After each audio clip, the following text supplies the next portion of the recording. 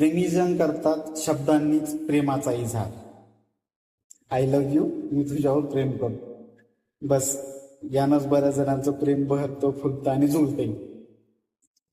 प्रेमीजन करतात शब्दांनीच प्रेमाचा इजहार, तर शत्रूला पटकन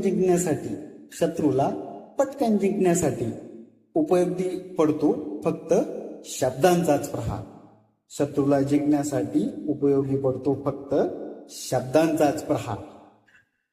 आपण बऱ्याच वेळा महाभारत बघतो, त्याच्यामध्ये वेळोवेळी श्रीकृष्णानं शब्दांचा फार जबरदस्त पद्धतीनं वापर केला. वेळोवेळी वेगवेगळे युद्ध टाळण्यासाठी, वेगवेगळे प्रसंग टाळण्यासाठी.